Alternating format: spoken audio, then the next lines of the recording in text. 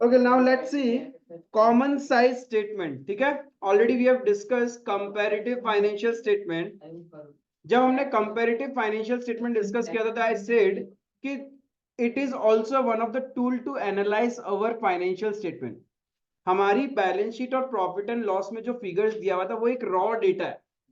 जब तक आप उसको एक इंटरप्रिटेशन फॉर्म में नहीं लेके जाओगे, उस डेटा का कोई काम नहीं है. One of the way was to prepare comparative financial statement. What we used to learn, या फिर हमने क्या सीखा comparative financial statement में, that we compare our current year data with the previous year data on the basis of line by line item, and वो जो difference निकलता है उसको हम लोग परसेंटेज फॉर्म में इंटरप्रेट करता है. That is percentage of absolute change. Percentage कैसे निकालता है? Yes, the difference divided by base year into 100. Format क्या रहेगा? प्रीवियस ईयर का कॉलम हमेशा पहले आता है और करंट ईयर का कॉलम बाद में आता है, राइट? अब कंपैरेटिव फाइनेंशियल स्टेटमेंट में आप लोगों ने लाइन बाय लाइन आइटम को कंपेयर किया था एक कॉमन बेस से. ठीक है, जैसे कि सपोज आपके क्लास 12th में 4 सब्जेक्ट्स है, 5 सब्जेक्ट्स है. आप क्या करते हो? इस सब्जेक्ट का मार्क्स कंपेयर करते हो, सब्जेक्ट ऑन सब्जेक्ट. ठीक है, फिर एक होता है स्टैंडर्ड स्टूडेंट, जिसको हम लोग टॉपर बोलते हैं, जिससे हमारे पेरेंट्स कोशिश करते हैं कंपेयर करने का. हर सब्जेक्ट का मार्क्स उसी से ही कंपेयर करते हैं. इफ तुम अकाउंट्स में बोलेगा उसका कितना आया, बीएसटी में उसका कितना आया, इकोनॉमिक्स में उसका कितना आया, एंड ओवरऑल परफॉर्मेंस भी उसी से ही कंपेयर किया जाता है, राइट? एक था हम line by line item compare कर रहे थे, और एक में हम क्या कर रहे हैं, एक कॉमन बेस पकड़ लेंगे और उस पे सारा का सारा परफॉर्मेंस को चेक किया जाएगा. That is common size statement. जब बिजनेस एक कॉमन पैरामीटर पे अपने परसेंटेज कैलकुलेट करता है या परफॉर्मेंस को चेक करता है, then it is known as common size statement. जैसे कि profit and loss, statement of profit and loss, statement of PNL में जो कुछ भी आता है वो सब डिपेंड करता है मेरे सेल्स पे. इफ रेवेन्यू फ्रॉम ऑपरेशन ही गड़बड़ हो गया तो सारे रेशियोज गड़बड़ हो जाते हैं मेरे, राइट? क्योंकि जितना ज्यादा सेल्स होगा उतना ज्यादा प्रॉफिट होने का चांसेस है. क्लियर है? तो हम लोग, एंड इफ बहुत अच्छा सेल करके भी प्रॉफिट नहीं हो रहा है तो माइट भी जितना सेल किया उसके कंपेयर में हमने एक्सपेंसेस ज्यादा कर दिया होगा. क्लियर है?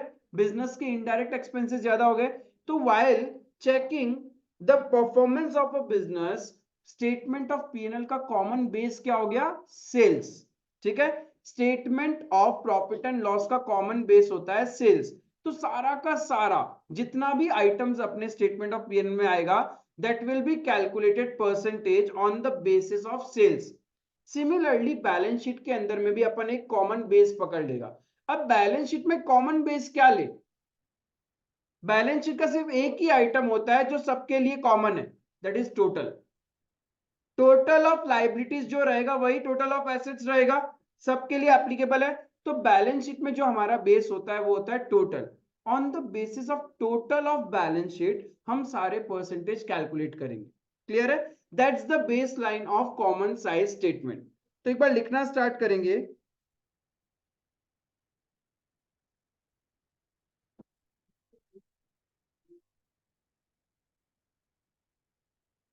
Common size statement.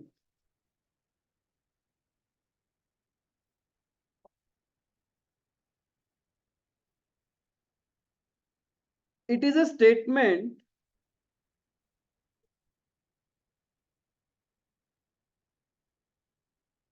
it is a statement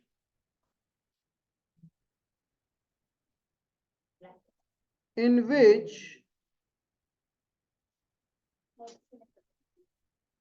we express all the items of a financial statement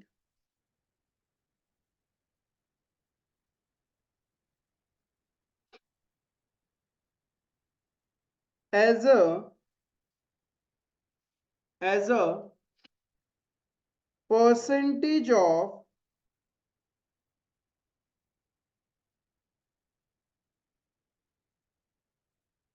common base.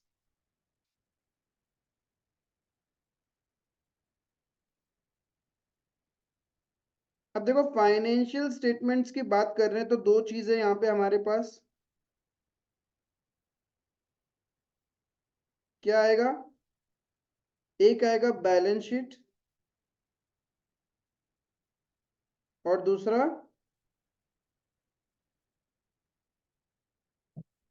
Statement of profit and loss. तो अपन जितना भी परसेंटेज कैलकुलेट करेंगे, न्यूमरेटर एंड डिनोमिनेटर दो चीज चाहिए, डिनोमिनेटर फिक्स हो जाएगा यानी कॉमन बेस। बैलेंस शीट के लिए कॉमन बेस क्या होगा, total of balance sheet, whereas statement of profit and loss में कॉमन बेस क्या लेंगे हम, revenue from operations, that is net sales.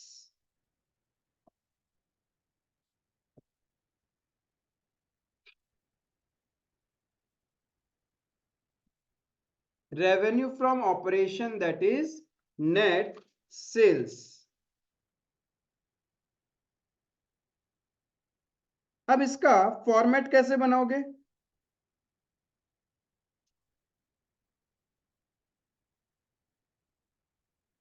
इसमें भी सॉल्व करने के लिए आपको statement of PNL and balance sheet का शेड्यूल 3 के अकॉर्डिंग फॉर्मेट याद होना जरूरी है। सेम जैसे हमने कंपैरेटिव में सीखा था यहाँ पे भी सेम कहानी रहेगा। ठीक है, सबसे पहले तो सारी कहानी सेम रहेगी, एक होगा पर्टिकुलर्स का कॉलम, अच्छा ऊपर में हेडिंग वगैरह आएगा, पहले वो लिख लेते हैं।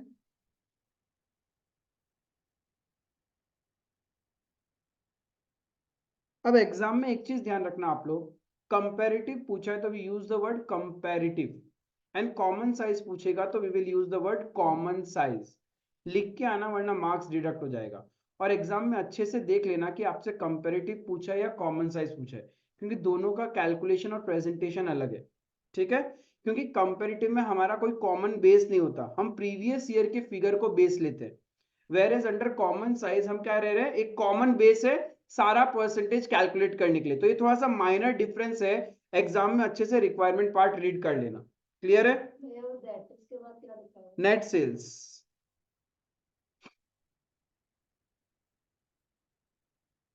ठीक है, यहां तक,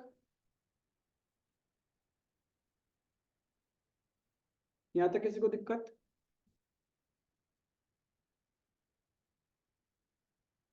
common size balance sheet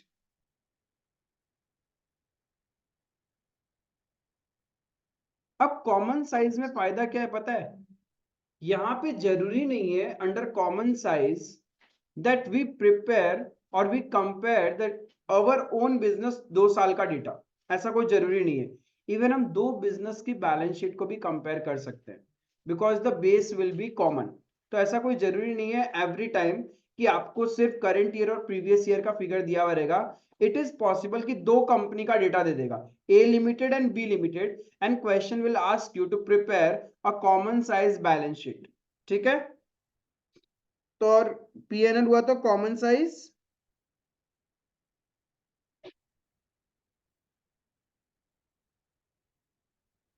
statement of profit and loss,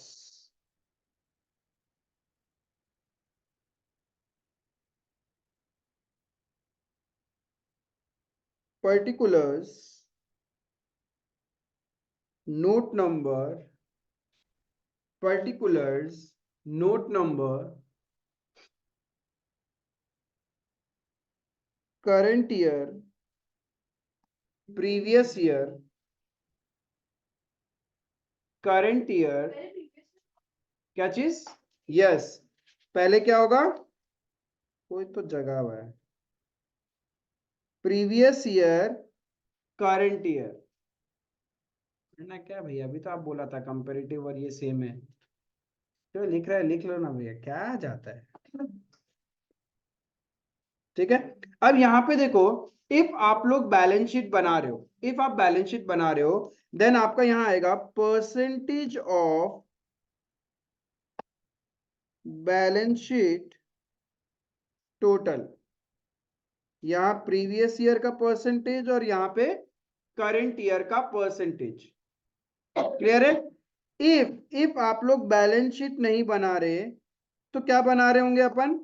statement of PNL. तो क्या लिखेंगे? Percentage of, yes, revenue from operation.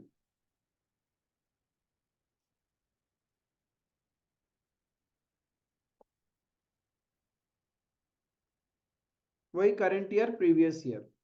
आई बात समझ में? हाँ हाँ, previous year current year. Clear है ये चीज? देखो आराम से इजीली दो क्वेश्चन सॉल्व करते हैं, जिससे आपका पूरा का पूरा कंसेप्ट क्लियर हो जाएगा कि कैसे इसको प्रेजेंट करना है। आप अपना डीके गोयल बुक ओपन कीजिए, practical question number 2। Practical question number 2।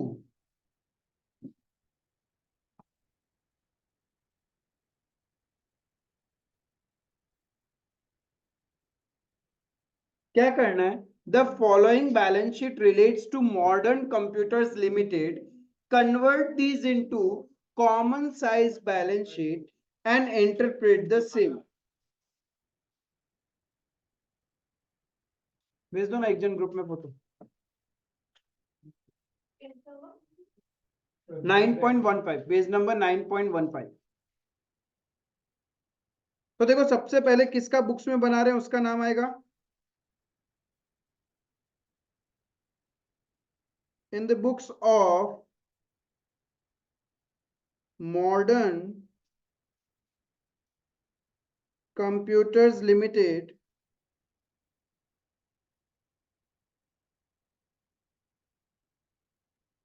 Common size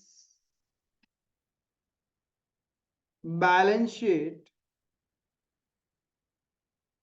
as at 31st March. नहीं, क्योंकि आपके सिलेबस में नहीं, एक छोटा सा नोट्स टू अकाउंट्स है, वो है शेयर कैपिटल का, लेकिन वो इस चैप्टर्स में नहीं पूछा जाएगा आपसे।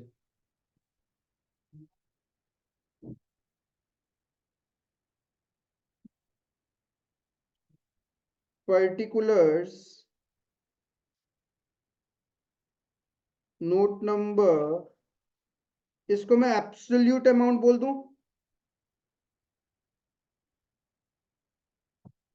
रॉ फिगर है ना ये एज एट 31st मार्च 2022 नहीं होगा, उससे फर्क नहीं पड़ेगा। 22 एंड 21 भी आप लिख सकते हैं, उससे कोई वैसा मैटर नहीं करेगा। 22, 21, 21, 22, उससे आपका मार्क्स डिडक्ट नहीं होगा।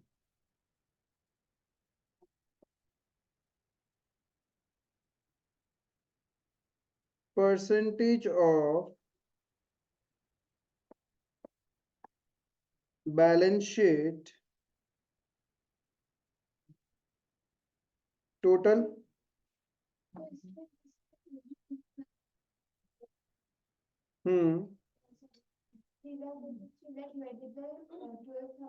रुको रुको रुको रुको आराम से। हाँ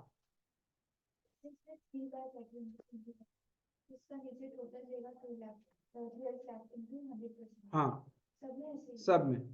अब यहाँ पे सबसे पहले क्या करेंगे, परसेंटेज एकदम लास्ट में कैलकुलेट करेंगे, पहले पूरा का पूरा बैलेंस शीट का फेस रेडी कर लो। ठीक है, जैसे दिया हुआ यहाँ पे तो क्वेश्चन बना के ही दे रहे हैं, इससे भला मानुष कौन होगा? हाँ,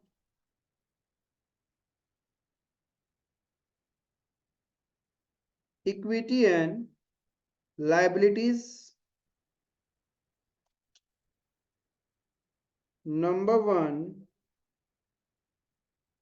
share holders fund number A, share capital 3 3 lakh. Number B, reserve and surplus 4,36,000, 6,50,000.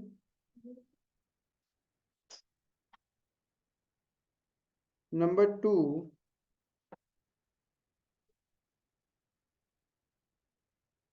non-current liabilities,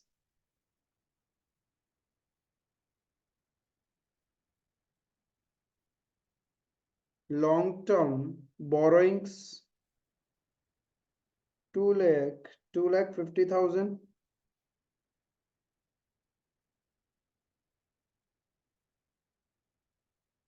Number 3, current liabilities,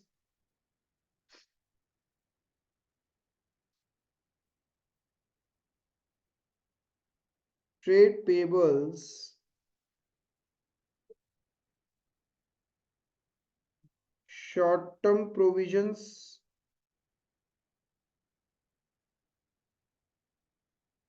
2,40,000, 2,85,000, 24,000, 15,000.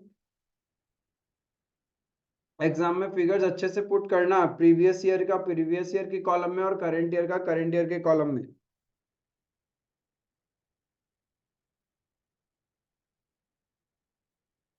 Total 12 lakh, 15 lakh. अभी तो सिर्फ हमने क्या किया है, क्वेश्चन ही लिखा है, nothing more than that. Similarly assets part हो जाएगा.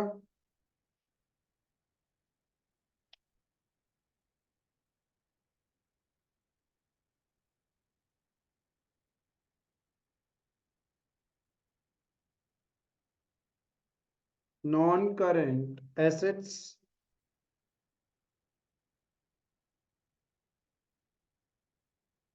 the first item is property, plant and equipment.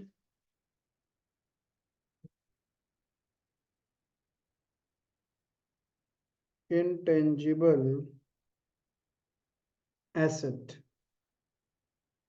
5 lakh, 5 lakh. Number B, non-current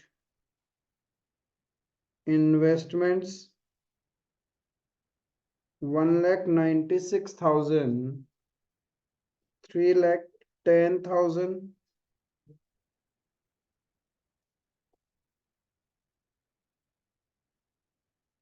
Number 2, current assets. पहला आइटम दिया हुआ है inventory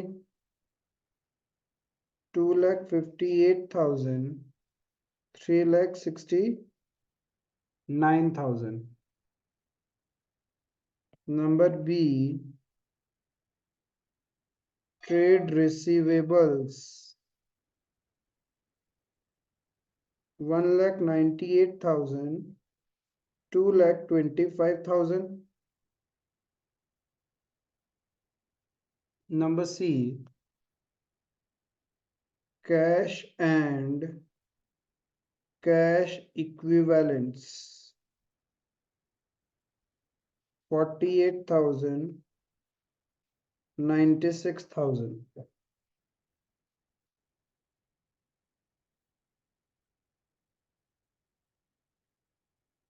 Total is 12 lakh, 15 lakh. अब यहाँ पे एक चीज ध्यान रखना, जब आप परसेंटेज कैलकुलेट करोगे तो total of percentage has to be 100. ये टोटल 100% आना ही पड़ेगा, ये ध्यान रखना. इसमें तो कई सारा ऐसा होगा ना जिसमें राउंड ऑफ करना पड़ेगा. हाँ हाँ हाँ, तो राउंड ऑफ करना पड़ेगा ना. करना पड़ेगा राउंड ऑफ.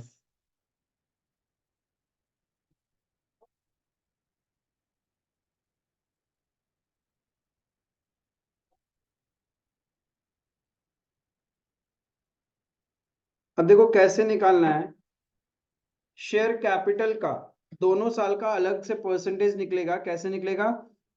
टोटल से 3 lakh divided bye 12 lakh into 100, ये हो जाएगा 2021 का। और 2022 का कैसे निकालेंगे? 3 lakh divided bye 15 lakh into 100। जितने का भी सारा आइटम्स, ये जो 2021 का जितना भी आइटम्स है उन सब का परसेंटेज कैसे निकलेगा? Divided by 12 lakh into 100। और 2022 का जितना भी आइटम्स है उसमें डिवाइडेड बाई क्या होगा? 15 lakh into 100। Balance sheet total.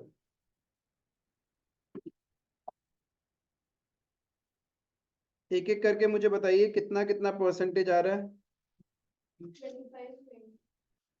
ये तो बड़ा इजी, 25-20। लेकिन लास्ट में ये ध्यान रखना, इन सब का टोटल करके, इन सब का टोटल करके आपका 100 आना चाहिए।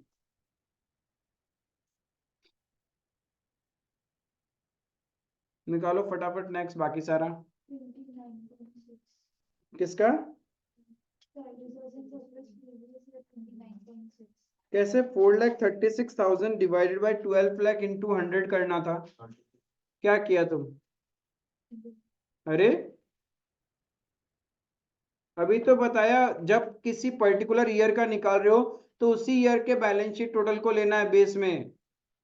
36.33।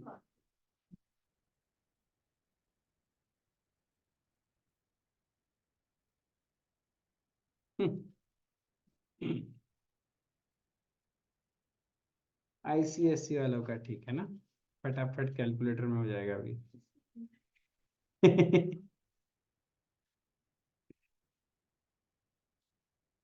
अब फेल हुआ है जेलेसी।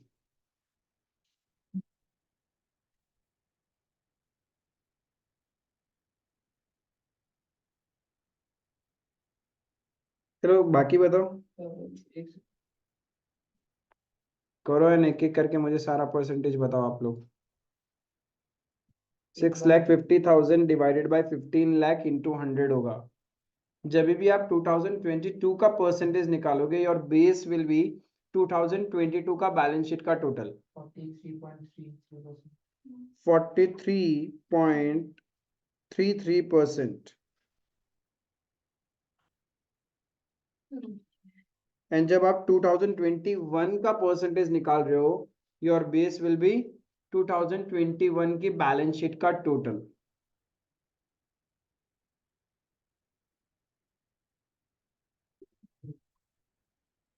लाइबिलिटी साइड का कैलकुलेट हो गया आप लोग से? बताओ लाइबिलिटी साइड का क्या क्या आया? 16.67, 16.67 ठीक है।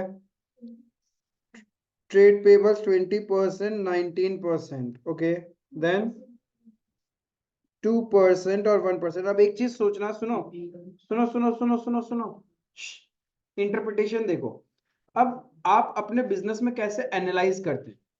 लाइबिलिटीज सारा मिला के 100% है। Out of the 100% liability in your business सबसे ज्यादा क्या है हमारे पास? Reserve and surplus. अच्छी बात है, टेंशन नहीं होगा। टेंशन कब होना स्टार्ट होगा? जब ये वाला पोर्शन बहुत ज्यादा होने लगे। टोटल लाइबिलिटीज में जब आपका ये पोर्शन ज्यादा होने लगेगा, टेंशन है। वैसे देखे तो अभी भी ज्यादा है, 16.67% बाहर वालों की बोरोइंग्स है, तो रिड्यूस करना चाहिए। बट प्रॉब्लम नहीं था, पिछला साल भी हमारा बोरोइंग्स कितना चल रहा था? उतना ही था, तो उतना कंपैरेटिवली बड़ा नहीं है। लेकिन ट्रेड पेबल्स अच्छी बात नहीं है। प्रीवियस ईयर में आपका क्या था? 20% और 19% करंट ईयर में। अच्छी बात है या बुरी बात है? अच्छी बात है। अच्छी बात है ना। पिछला साल आपका टोटल लाइबिलिटीज में ट्रेड पेबल्स का लाइबिलिटीज था 20%, बट करंट ईयर में it is only 19%। Last year out of the total liability your reserves and surplus was 36.33%, whereas current year your reserves and surplus is 43.33%। यानी reserves बढ़ रहे हैं। Reserves तभी बढ़ते हैं जब आपका बिजनेस का प्रॉफिट बढ़ा है। क्लियर है? एंड शेयर कैपिटल रिड्यूस हो रहा है। प्रीवियस ईयर 25% था और करंट ईयर में 20% है। दैट मींस हमने रिडम्पशन ऑफ शेयर कैपिटल किया है या फिर बायबैक ऑफ शेयर्स हुआ है, वो अच्छा चीज है। वो अच्छी बात है, क्योंकि ऑनर्स कम हो रहे हैं, मालिक जितने कम होंगे उतने ज्यादा अच्छा है। क्लियर है? तो इस तरीके से आप लोग इंटरप्रिटेशन करते हो। क्लियर है? अभी फटाफट एसेट साइड का भी निकालो।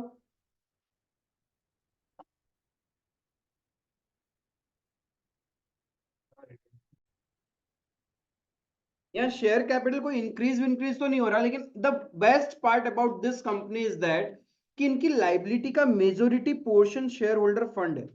एंड ये अच्छा बात है कि मालिक लोग का ही पैसा सबसे ज्यादा बिजनेस के लिए एक लाइबिलिटी है, तो यानी ये बिजनेस लॉन्ग टर्म तक चलेगा।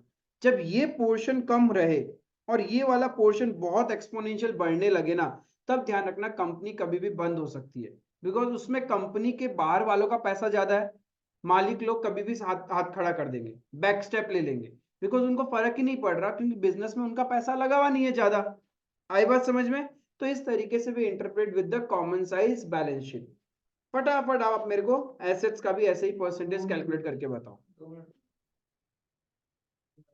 तो ये तुम्हारा प्रॉपर्टी प्लांट है, रिक्वायरमेंट 4166। हाँ, एसेट साइड का बताना क्या क्या निकाला आप लोगों ने? 41.67, 41.67, 33.33, 33.33, then 16.33, 16.33, 20.66, 20.67, 21.5, 21.5, पानी है क्या? 4.6, 24.6, 16.5, 16.5, 15, पानी है क्या? 4, 6.4। टोटल करोगे तो आपका 100% आएगा ही आएगा। क्लियर है? वो 100 आना ही चाहिए। समझ में आया? कॉमन साइज बैलेंस शीट, कुछ भी नहीं करना, बस इसमें क्या करना है, बैलेंस शीट के टोटल को कॉमन बेस पकड़ना है, इंडिविजुअल ईयर वाइज करोगे। क्लियर है? ऐसा नहीं है कि आपको करंट ईयर में परसेंटेज कैलकुलेट करना है तो आप प्रीवियस ईयर की बैलेंस शीट का टोटल ले लो, वो मत करना। Is it clear? That was our common size balance sheet. बस इतना इजी सही है, सिंप्लीफाइड तरीका, और कुछ भी नहीं है। हो सकता है एग्जाम में आपको बैलेंस शीट बना हुआ नहीं रहे, सर्टेन आइटम्स दे देगा जस्ट लाइक ए कंपैरेटिव, और आपको पुट करना पड़ेगा in a sequence. Notes to accounts का आपका कोई रेलिवेंसी नहीं रहेगा एग्जाम में। क्लियर है? अब देखो एक क्वेश्चन करता है statement of PNL. See question number 8 from DK Goyal. भैया जब दो कंपनी को कंपेयर करना होगा तो उसमें प्रीवियस ईयर करंट ईयर नहीं, प्रीवियस ईयर करंट ईयर नहीं होगा, फिर कंपनी का डेटा आएगा। भैया अगर मैं 100 की जगह 99.98 आया तो चलेगा? नहीं, वो एक्चुअल आएगा, एग्जैक्ट 100 आएगा, तुम कहीं राउंडिंग ऑफ में गड़बड़ी की है। जहां 66 है वहां 667 लेना होगा, जहां 0.33 है वहां 0.33 रहेगा, 34 नहीं होगा वो। इसके बाद प्रोजेक्ट में 99.9 नहीं चीज क्या है? ऐसा नहीं होता, वो 100 तो मैच होना पड़ेगा, वैसे वहां उतना कोई दिखने वाला नहीं है। हाँ, इतना समय नहीं है उसके पास। एकदम मेरे इकोनॉमिक्स पढ़ने में वो सर्टिफिकेट बाय गाइड ये सब भी पूरा पढ़ा है। ज्यादा ही मिल रहा होगा। बहुत कौन सा स्कूल का? तो तुम्हारे बच्चे ही कितने हैं स्कूल में? इतने से तो बच्चे हैं, देखने में क्या जाता है। 30 बच्चे हैं यूआईटी सब हो गया। उससे ज्यादा तो एक ट्यूशन का बैच में होगा। 100 होगा, इको में 150 बच्चा है। अच्छा देखो number 8, in the books of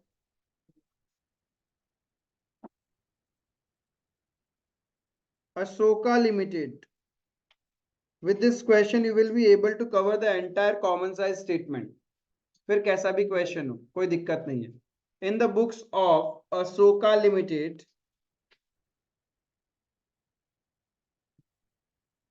common size statement of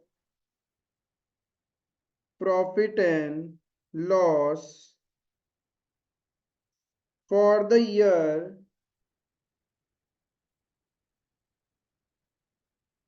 ended 31st of March 18 and 17।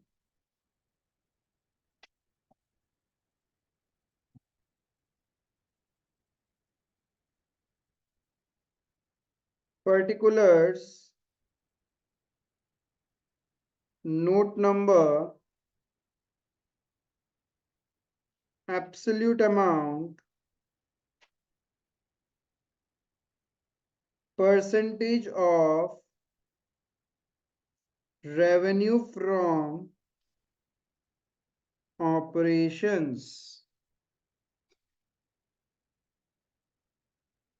एक तरफ आ जाएगा 2016-17 और एक तरफ 17-18।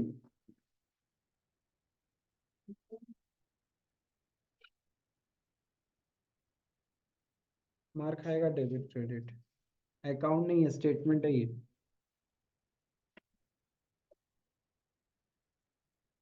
सबसे पहले क्या आएगा? Revenue from operations 20 lakh, 10 lakh.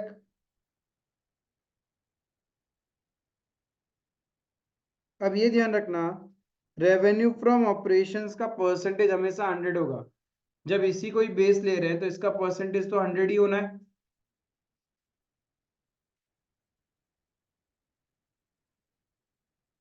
Number 2, other income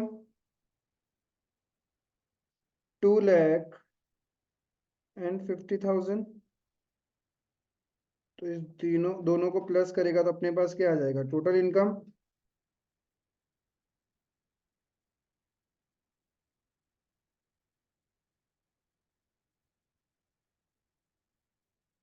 22 lakh, 10 lakh, 50,000।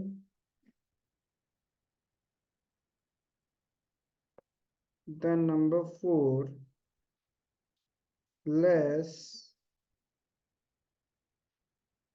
expenses। Expenses में सबसे पहले क्या आएगा? Cost of material consumed. Cost of material consumed कितना है? 60% ऑफ रेवेन्यू फ्रॉम ऑपरेशन, मतलब कितना होगा? 20 लाख का 60%, अरे रे रे 12 lakh. And 50% of revenue from operation 5 lakh. उसके बाद क्या आता है? Purchases of stock in trade, वो है नहीं। फिर आता है चेंजेस इन इन्वेंट्री, क्या वो दिया हुआ है क्वेश्चन में? नहीं है। उसके बाद एम्प्लॉय बेनिफिट एक्सपेंसेस, वो तो दिया हुआ है, राइट?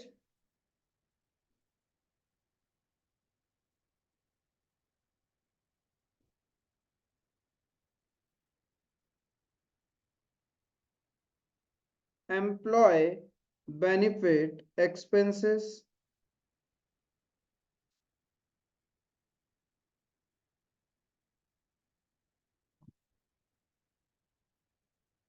कितना है? Employ benefit expenses 1,40,000, 80,000,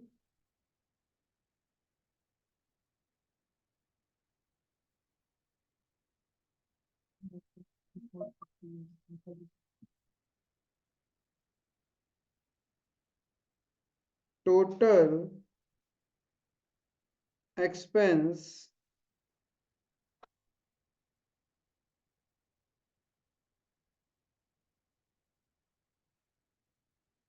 13,40,000 and 5,80,000। फिर क्या निकालेंगे अपन? Profit before tax.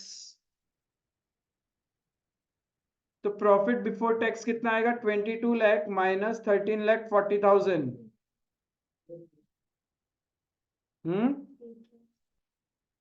8,60,000।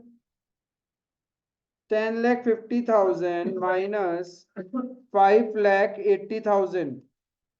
या कॉस्ट ऑफ मटेरियल्स कंज्यूम का तो निकालने का जरूरत ही नहीं पड़ेगा ना, 60% ऑफ रेवेन्यू। हाँ, तो सीधा 60% of revenue from operation.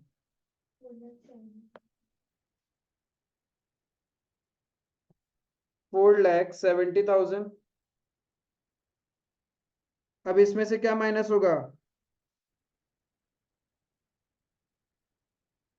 Tax कितना है? 30%। 2 लाख 30% किसका? 8,60,000 का 30%। इधर 4,70,000 का 30%। 1,41,000। तो we will have profit after tax कितना? 6,02,000, 3,29,000।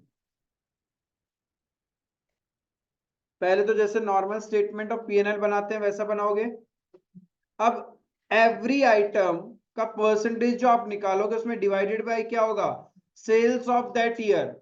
जैसे अदर इनकम इसका परसेंटेज निकालना है तो अपन क्या करेंगे? 2 lakh divided by 20 lakh into 100। और इसका कैसे निकालेंगे? 50,000 डिवाइडेड बाय 10 लाख इंटू 100। फिर इसका कैसे निकालेंगे? 22 lakh divided by 20 lakh into 100। और इसका होगा 10,50,000 डिवाइडेड बाय 10 लाख इंटू 100। तो एक एक करके परसेंटेज बताओ मेरे को। टोटल भी रेवेन्यू फ्रॉम ऑपरेशन के रिस्पेक्ट में निकालेगा ना। हाँ, बट इन दोनों का टोटल कर दोगे उतना ही आएगा जब बेस कॉमन है तो। इसका 110 आएगा और इसका 105। कॉस्ट ऑफ मटेरियल कंज्यूम निकालने का जरूरत ही नहीं है क्योंकि क्वेश्चन खुद ही बोल रहा है ये percentage of revenue from operation है, तो डिवाइडेड बाय सेल्स करके तो आया होगा। तो 60% एंड 50%। एम्प्लॉय बेनिफिट कैसे निकलेगा? 1,40,000 divided by 20 lakh into 100। 7%। 80,000 divided by 10 lakh into 100, 8%। Expenses का निकालो total. 13,40,000 divided by 20 lakh into 100 कितना आने वाला है? इसका टोटल जो है वही आएगा। अब जस्ट लाइक कंपैरेटिव में तो अपन क्या करते थे? टोटल नहीं करते थे, बट कॉमन साइज में टोटल कर सकते हो परसेंटेज का, because the base is common. Base common है तो इसका 58 हो गया। देन प्रॉफिट बिफोर टैक्स का 8,60,000 divided by 20 lakh into 100 for 2016-17 कितना? 43%। whereas for 2017-18 4,70,000 divided by 10 lakh into 100। Yes, सब चीज रेवेन्यू फ्रॉम ऑपरेशन से डिवाइड होगा। इसी के लिए तो इसका नाम है कॉमन साइज। एक कॉमन बेस होगा। कितना? 47। देन टैक्स का परसेंटेज कितना? 12.9%। ये माइनस में आएगा। क्यों? ये तो माइनस ही करना है ना। चलो माइनस में नहीं भी लिखोगे तो चलेगा, ऐसे ही छोड़ देते हैं। जब टोटल करोगे तो माइनस करके लिखना। फिर 1,41,000 डिवाइडेड बाय 10 लाख इंटू 100 कितना? 14.1%।